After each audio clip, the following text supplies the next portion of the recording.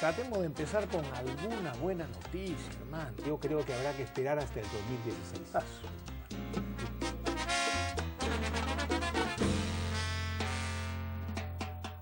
Amigos del Perú y del mundo, muy buenas noches y muy buenos días. En estos días, en estas horas, nos encontramos entrampados en una de las acusaciones más difíciles y más dramáticas que tiene sobre sus hombros este gobierno, porque el tema del espionaje masivo del cual hemos sido víctimas muchos periodistas, muchos políticos y muchos ciudadanos independientes, es algo que linda con lo inaceptable. Tan inaceptable es que la premier Ana Jara ha dicho que renunciaría al cargo de premier y a la militancia del Partido Nacionalista si se descubriera algún indicio de que los órganos de inteligencia hacen un trabajo fuera de la ley. Pero las pruebas son tan contundentes que si la premier está hablando en serio, el gobierno ya debería comenzar a buscarse otra candidata, ¿no? Sí, pues. Y para García Belaúnde, la complicidad del gobierno es evidente. Precisó que, en su caso, la información buscada desde la Dirección Nacional de Inteligencia se vendió a mafias, a la mafia de Orellana, que sirvió para difamarlo. Y por último... En su caso, eso es posible. Sí, claro que sí. Y el Fernando Rospigliosi dice, esto confirma todas las denuncias que se han venido haciendo desde hace bastante tiempo. El 99% de lo que hace la Dirección Nacional de Inteligencia es dedicarse al espionaje político. Y esto es por órdenes directas de Ollanta Humala. El SIN de Montesinos y de la Dirección Nacional de Inteligencia son casi idénticos. ¿Por qué dice Humala y toda la gente que lo rodea finalmente fueron discípulos de Vladimiro Montesinos? Tienen su escuela, la escuela del uso político, del poder y por supuesto del uso delincuencial del mismo, ¿no? Y por último, el director general de la Policía Nacional del Perú, el señor Eduardo Pérez Rocha, dijo que el Ministerio Público debería procesar inmediatamente al suboficial de la Dirección Nacional de Inteligencia responsable, porque por aquí comienza la madeja. Una vez que el hombre sea procesado, evidentemente vamos a tener pruebas abundantes para llegar a los verdaderos responsables, pero no hay mucho que escudriñar, ¿eh? Pero como el tema es bastante delicado y tiene aristas jurídicas importantes, hemos invitado al jurista y exdecano del Colegio de Abogados, Walter Gutiérrez. Él es impulsor también de la revista La Ley, que es un órgano pero muy importante para que los periodistas y el público común puedan entender qué es lo que realmente pasa con las noticias jurídicas y cómo deben de entenderse. Walter, encantados de estar aquí contigo. Buenas noches. ¿Qué piensas? ¿Qué es lo que piensa Walter de lo que está pasando en nuestro país? Bueno, lo que pasa es extraordinariamente grave porque en primer lugar tenemos a un organismo del Estado que aparentemente está fuera de todo control. De acuerdo a la ley, de acuerdo al decreto legislativo 1141, esta dirección depende funcionalmente del presidente de la República y administrativamente está adscrita a la PCM. En realidad tiene dos jefes, un jefe administrativo y un jefe funcional. Es revelador y preocupante que nada menos que la primera ministra no esté enterada que ella misma ha sido objeto de seguimiento. Sí, pues. Y que nadie sepa cómo, para qué, por qué se ha venido haciendo todo este seguimiento y además quién da la orden. Si el presidente no está enterado, esto es una prueba que hay un poder paralelo o un poder en la sombra. Y si el presidente está enterado, es también preocupante porque sería un indicio que el Congreso debería investigar sobre la construcción de una suerte de Estado policíaco. Entonces, por donde lo miremos, es extraordinariamente grave. La primera ministra ha dicho que renunciaría. no nos preocupa tanto si renuncia o no al Partido Nacionalista, pero ya debería haber renunciado a la presidencia del Congreso hace rato. Ha sido rebasada hace rato. Y dicho sea de paso también el Congreso, porque la propia ley le da competencias al Congreso de control, porque recordemos que en un sistema democrático no puede haber ninguna institución fuera de control, fuera de contrapeso. Y la comisión pudo haber requerido información. De hecho, la norma habla de que una vez al año se tiene que informar del Plan Nacional de Control. ¿Esto podía estar fuera? No, evidentemente no. Los miembros, ustedes han sido parlamentarios, los miembros de la comisión podían desconocer de esto. De hecho, estamos hablando de 2011, 2012, 2013, 2014. Durante 4 años, esto se ha venido realizando y el Parlamento no sabía absolutamente nada. Y concretamente, como dices, la comisión encargada constitucionalmente de conocer ese tema no sabía nada. Sí, entonces el asunto, como digo, es gravísimo. Lo mínimo que debería suceder es que caiga el gabinete, caiga la primera ministra. Y a partir de ahí que se realicen investigaciones en la comisión o se cree una comisión especial. ¿Cómo? Todo es una pena porque esto complica más la situación política del país. De nuevo, la Dirección Nacional de Inteligencia, administrativamente y funcionalmente, ¿de quién depende? Administrativamente está adscrita a la PCM. Y funcionalmente depende del presidente de la República. ¿Qué significa que funcionalmente depende del presidente de la República? Esto no puede ser una isla allí en el Estado que realizan acciones de seguimiento independientemente, a la libre. Claro. Reportan al presidente de la República. Los resultados de sus investigaciones, claro. No solamente los resultados, ¿no? Sino qué es lo que van a hacer. También, ¿no? Claro, el plan. Claro. Entonces, el presidente podía estar ajeno, ignorante, podía desconocer esto. No si sé. Lo estaba, es un absurdo, es un programa, como decías antes, un poder paralelo. Claro. Y si sí está enterado, bueno, entonces es un estado policíaco. Pero ¿no te parece a ti, Walter, interesante que de los más o menos 2.500 investigados no haya habido ningún pariente de Nadine Heredia? Sí, porque hasta el propio presidente de la República está investigado, la familia de él. Pero curiosamente ni sus hermanos ni ella figuran en la investigación. Es un dato revelador. ¿Qué podría significar eso? Es un dato revelador y de todas maneras digno de ser investigado, ¿no? Aquí se ha hablado de una copresidencia. Estos años se ha hablado de una copresidencia. Bueno, pues, se ha hablado de un poder paralelo. Y este dato, esta información que ya otros medios lo han transmitido también, daría pista para empezar a investigar también. Pero perdón, también leía en el reporte de investigación de que hay casos en que se han involucrado en averiguar incluso las enfermedades de los investigados, ¿no? Lo cual ya es un delito, ¿no? De hecho, es un... Qué barbaridad, ¿no?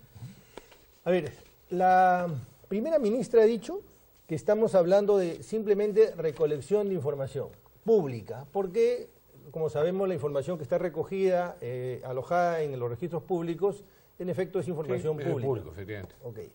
Pero la información sobre las enfermedades es información privada, aquella que puede estar en los hospitales o dependencias estatales, porque estimo que no han llegado a conocer aquellas que están en las clínicas. Claro. Esa es información privada. Si se ha levantado, si se ha recogido esa información, entonces sí se ha violentado el derecho a la privacidad y se ha cometido un delito. No solamente eso, sino que además ahí se ha violado el artículo 2 de la Constitución, porque el artículo 2 de la Constitución protege el derecho a la privacidad. ¿No? Entonces ahí el asunto se complica aún más. De hecho, todos los que estamos en esa lista deberíamos pedir nuestro file, ¿no? Tenemos derecho a conocer ¿Qué cosas han estado yo por lo pronto le digo, los tres estamos en esa lista. Yo por lo pronto voy a enviar una carta. El que no está, no hay nadie, ¿no? Bueno, yo la verdad no quisiera estar. No quisiera estar. No, lo que a mí me interesa es saber qué información personal o de familiares vinculados ¿qué información tienen? Yo formalmente, y esto no lo digo a título de broma, sino muy seriamente, voy a pedir mi file, claro, porque tengo derecho a conocer por qué le preocupa al Estado mis propiedades o las actividades que yo realizo o los vehículos que tengo. A mí me interesa saber. Claro. ¿En qué afecta mi actividad o la actividad de miles de personas a la seguridad nacional? ¿En qué afecta? ¿Qué actividades que yo realizo le preocupa al punto tal que hace que se ocupe una dirección sobre nuestros movimientos económicos o las cosas que realizamos aquí los tres, que no tenemos en este momento ningún cargo público? Entonces, bueno, yo sí lo tengo. Yo sí lo tengo, pero en cualquier caso, está lo mismo. Ahora, ¿para qué existe la Dirección Nacional de Inteligencia? Primero, para velar por la seguridad nacional, pero también para ser una herramienta fundamental en la lucha contra el crimen organizado, ¿no? Contra el terrorismo, ¿no? Y efectivamente por el tema de la seguridad ciudadana. ¿Qué diablos, por ejemplo, tenemos que ver nosotros en el tema, ¿no? Hay miles de criminales que deberían ser seguidos, reglados y chuponeados por la Dirección Nacional de Inteligencia, ¿no? Pero hay ahí 2.500 personas particulares que no tienen nada, casi nada que ver, nada, que no representan ningún peligro para el Estado, sino todo lo contrario. Sí. Y sin embargo se les ha ido armando un expediente, nosotros suponemos que para chantaje político. Pues, no hay otra aplicación. ¿No? En un Estado constitucional, en un Estado democrático, estas prácticas tienen que estar totalmente proscritas. Claro. Esto revela un manejo de las instituciones del Estado, vale decir del poder, un manejo oscuro, un manejo paralelo, porque se, digamos, escamotea el control del Congreso. La primera ministra no sabe absolutamente, es evidente que no sabe absolutamente nada, y es penosa esa situación. Y si el presidente sabe, entonces ahí hay responsabilidades que hay que indagar puntualmente, y si no lo sabe, también es altamente preocupante. Acá, por ejemplo, tengo una declaración de Humberto Lay. Humberto Lay no se caracteriza por ser un político extremista, confrontacional ni alarmista. Sin embargo, él ha tocado un tema bastante delicado que tenemos que comentarlo con pinzas, ¿no? Él dice, el presidente Humala tendría que renunciar a la presidencia de la República si tuvo conocimiento de los rastreos. ¿Qué piensa de eso, Walter?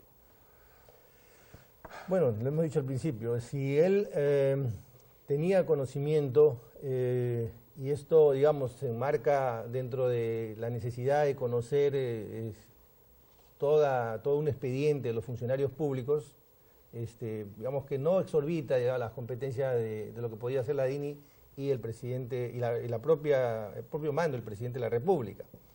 Pero lamentablemente ahí hay particulares, claro, hay periodistas, hay empresarios. No son funcionarios públicos. Que no son funcionarios públicos. Claro. Habría que ver, porque estamos cruzando una línea muy delicada, ¿no? Habría que ver qué información también han levantado, porque desafortunadamente, y esto ya es tarea del Congreso, desafortunadamente hay zonas grises. Si se ha levantado información pública, no estamos frente a una transgresión, claro, pero el hecho que levante información sobre enfermedades, sobre qué personas visita, sobre datos sensibles, entonces estamos frente a lo que dijimos hace un rato, la violación del artículo 2 de la Constitución. Claro. Y entonces ahí sí está comprometida la responsabilidad del presidente. Si no lo sabe, no olvidemos que el presidente también desde el punto de vista constitucional es irresponsable. Si no lo sabe, quien cae es la Premier, ¿no? La Premier. Claro. Y recordemos también que el presidente de la República, por lo general, desayuna con un despacho o con una entrevista con los jefes de la Dirección Nacional de Inteligencia. Ese es un diálogo que se da todos los días y es fundamental para la buena marcha de nuestro país. Creer que sus amigos, que eran los jefes de la Dirección Nacional de Inteligencia y que han renunciado el día de ayer, no le han comunicado ni le han pedido el permiso para gastarse millones de soles en armar expedientes, es poco creíble. En todo caso, suceda lo que suceda, aquí vamos a tener dos consecuencias muy concretas. Primero, ya no tenemos Premier. No, eso es evidente. Ya, está claro, ¿no? Está claro. Si no ha renunciado, tiene que renunciar y debería de hacerlo antes que la saque a mí me el pena, Congreso. Sinceramente lo digo porque... Bueno, sí, pero no es una cuestión personal, no, es una cuestión política. Sí, ¿no? sí, está claro. claro. Tiene que irse, ¿no? Sí, sí. Uno. Y dos, la imagen del presidente de la República queda mellada peor que nunca. Y tres, la existencia de un poder oscuro y paralelo al interior del propio Palacio de Gobierno, porque todo indica que la Dirección Nacional de Inteligencia era manipulada y consultaban permanentemente con la primera dama de la República. Muy bien, que se inicien las investigaciones, que se inicien los careos y a ver a dónde llegamos, ¿no? Pero el tema es muy delicado y por la propia salud de nuestra República deberíamos de ser lo más severos posible, porque no hay derecho. Con los servicios de inteligencia estamos hartos. Sí. Lo tuvimos con Vladimiro Montesinos y fue una desgracia en todo sentido para nuestro país. Luego lo tuvimos con Alejandro Toledo, lo tuvimos con Alan García y ahora con Humala, ¿no? Entonces, agravado, efectivamente, agravado de una manera notable, ¿no? Entonces, basta pues, basta, de una vez por todas, a ver si en el Congreso se ponen los pantalones y escogemos el camino correcto, caiga quien caiga, porque el fiscal de la Nación ha salido hoy día y ha dicho de que su despacho tomará todas las medidas correctivas del caso y que obrarán con justicia de acuerdo a ley, caiga quien caiga. Ojalá. Muy bien, pues. Una acotación, si me permites, Pepe. Sí. El Congreso no está exento de responsabilidad. Yo quisiera subrayar, quisiera señalar es correcto. Eso. El Congreso es un contrapeso, es un contrapoder. Y el Congreso podía y debía conocer, que sí, debería haber exigido toda la información y en su hora hacer la denuncia o indicar las responsabilidades que había. El Congreso no está cumpliendo su papel. Que diga si estaba informado o no. Que el Congreso señale si estaba informado o no. De estas actividades. Bueno, tienes toda la razón, porque la Comisión de Inteligencia del Congreso tiene atribuciones muy especiales, precisamente para controlar los excesos que pudieran haber desde el Poder Ejecutivo en esta arma de inteligencia. O para evitar que haya excesos. Y el Congreso no ha cumplido con su responsabilidad, no ha ejercido sus labores de control. Y aquí, claro que sí, hay una responsabilidad evidente también del Congreso de la República, pero superable, cambiando a algunos de los miembros de la comisión y sobre todo el Pleno, que se tome en serio su labor de fiscalización, ¿no? Muy bien, Walter, muchísimas gracias. Ha sido esclarecedor tu comentario. Y un placer conversar contigo como siempre, Walter, ¿no? Gracias. Mucha suerte y cuídate pues, porque ahora te van a estar siguiendo los choros, ¿no? Sí. Ya después voy a hacer un comentario en broma, pero bueno, vamos a otro. Muy bien, gracias. Gracias.